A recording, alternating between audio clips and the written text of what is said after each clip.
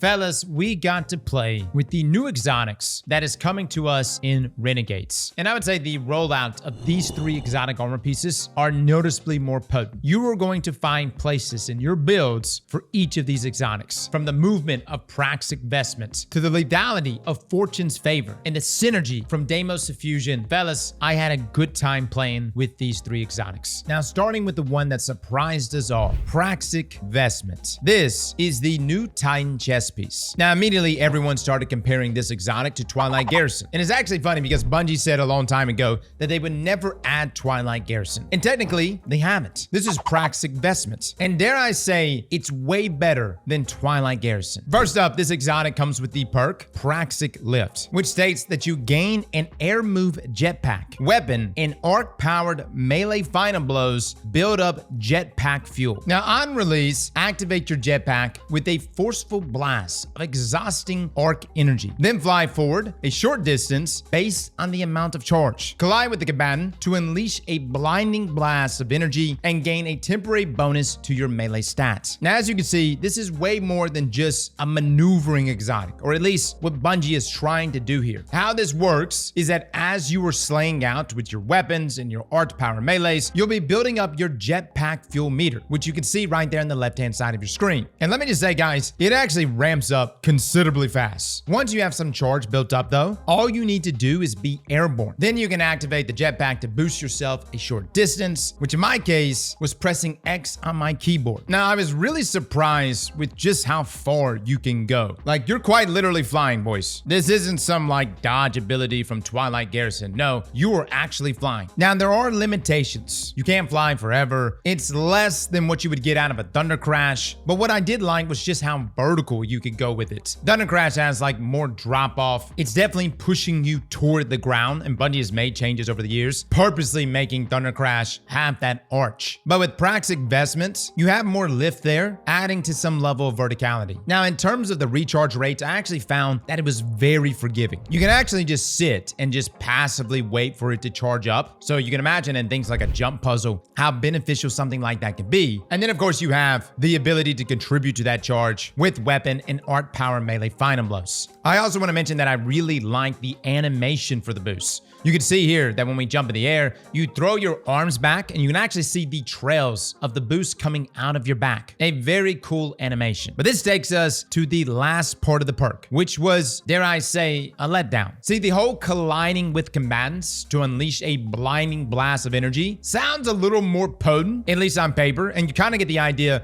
Is this a Greaves alternative? No. This exotic is definitely more for movement, not for offensive capabilities. Not saying that I don't like the blinding, but yes, you can make contact at the end of it, which does deal an okay amount of damage. Now, granted, this is with the build that we play with. Perhaps Praxic Vestment gets some changes from now until release. I just felt like the damage wasn't really there, but that actually wasn't the part that I actually disliked. What I really disliked was the inconsistency to landing your melee. It seemed like you really had to get your timing right, and it wouldn't prioritize the melee, but instead prioritize releasing all the jetpack energy you can release and then the melee. And I think if Bungie doesn't change this exotic, you'll know what I'm talking about. You just may find yourself in awkward situations where you're like, yo, I'm gonna use my jetpack. I'm gonna boost to the enemy, hit him with the melee. But instead what ends up happening is that you just boost right past your enemy, which is extremely awkward. Now you may be wondering, why did Bungie even add on a melee function to this exotic when it should just be a movement exotic? Well, I kind of like that because it actually adds a little flavor towards the end of the boost, and it also plays into the exotic itself. Arc power melees grants us jetpack fuel. It boosts our melee. We can then deal more damage with our melees, leading to easier and faster kills if you're above 100 melee stats. We'll be doing more testing of this exotic. I think in terms of movement, absolutely S tier, in a category of its own, and an absolute godsend in jump puzzles. In terms of like potency, melee damage, not really that good. I would put it in like a D category, maybe F. And again, I'm not asking for like Grieve level damage. I just wanted to be more consistent. And I think a huge reason why they're doing this is because inside of PvP, you can imagine someone flying around a corner and instantly making contact with you better than any shoulder charge ever could. And if you're on the receiving end of that, you suddenly find yourself being hit in the face, blinded, therefore making you easy cleanup after. So my assumption is that the reason why Bungie is requiring the timing there to be perfect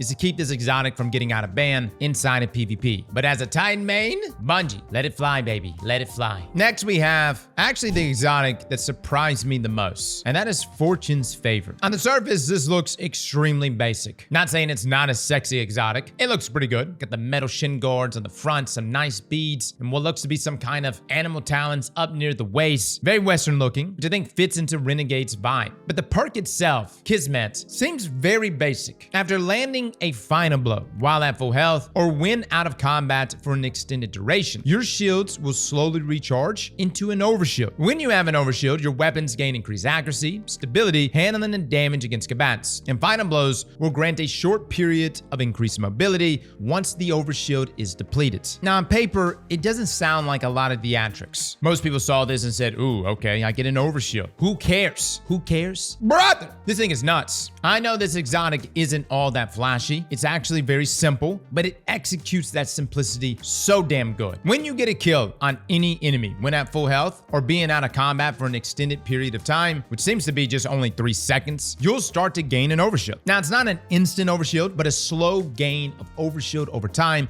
which seems to fully charge in about 11 to 11.5 seconds. Now, one thing to know is that if you do take damage while you have the overshield, you do need to get out of combat again or deal another final blow while you have full health in order to regenerate the shield once more. You can see right here in the gameplay footage that we take about half our overshield's worth of damage, which starts ticking down our overshield timer. And the overshield doesn't start regenerating until we get another final blow. Now, the main difference between a regular overshield and this Fortune's Favor overshield is that as long as you aren't taking damage down to your health, you're going to have a very, very easy time keeping the shield up. You can see here that we have an overshield duration on the left side of the screen, but you'll notice that the timer isn't actually ticking down. What this means is that you can basically have your overshield up 100% of the time. No worrying about your timer running out at all. Now, if you take damage, but you still have some overshield left over, all you need to do is stay out of combat for a bit, roughly 3 seconds, or secure a kill, and it will start regenerating. And if you do end up losing the overshield fully, guys, it's so easy to get it back from a variety of different subclasses that has multiple fragments that can get you your health back, or even an overshield if you're going void. For this exotic though, you just got to get back to full health, get another kill, stay out of combat for a couple seconds, and boom, you're solid. This is probably the tankiest I have ever felt on a hunter, but Bungie sweetened it even more. The next part of the exotic, where when we have an overshield, your weapons gain increased accuracy, stability, handling, and increased damage against combatants. Now, considering just how often you're going to have an overshield, these are going to proc pretty much at all times, or at least for me. Now, for those wondering, does this work inside of PvP? It shouldn't. Again, it says combatants, but I didn't get a chance to actually test this out inside of PvP. There have been times in the past, though, that Bungie has slipped up. Normally, combatants always mean just PvE, but there have been moments in the past where artifact mods that were supposed to only apply to combatants overlapped and also applied to guardians inside of PvP. Now, for the buff itself, this is a 20% increase in damage for absolutely free. You can see without our overshield, this new heavy machine gun bitter end deals 115 crit damage to this ad in the shooting range. With an overshield, that damage is increased to 137. Guys, I know it's not the greatest damage buff, but this is absolutely free, and it's so easy to keep up. You got an overshield, boom, you got 20% more damage. But then we have the final part of the perk, which says that final blows will grant a short period of increased mobility once the overshield is depleted. Pretty nice little perk here, guys. You take too much heat, you get a mobility bump, you could bounce out, refresh that overshield, and you can even see the little buff icon on the left side of your screen when it procs. I actually tested this out in the laser here, and you see once the overshield is fully depleted, we get the hasty retreat buff on our screen, which has a duration of about 4 to 5 seconds, and that's what's granting us that bump in mobility. So again, is this exotic simple? Sure, but like I said earlier, it executes that simplicity oh so well. Overshields are so much better inside of PvE due to the continuous buffs Bungie has given it over the years. There are also so many other ways to build into certain subclasses, most notably Void, to build into that overshield. You can rock things like Echo of Vigilance, which will also contribute here, and you're walking around with immense amounts of survivability and 20% more damage. Fellas, it don't get much better than that. That's hot. So again, I urge my hunters to drop Gifted Conviction for just a day and give Fortune's Favor a go. Now, our final exotic, Deimosuffusion. This is for Warlocks. It's an exotic helmet, which is pretty sexy, for a Warlock at least. I know, Warlocks, you gotta wear dresses, but at least they got some pretty cool helmets. Look no further than Cenotaph. Huh?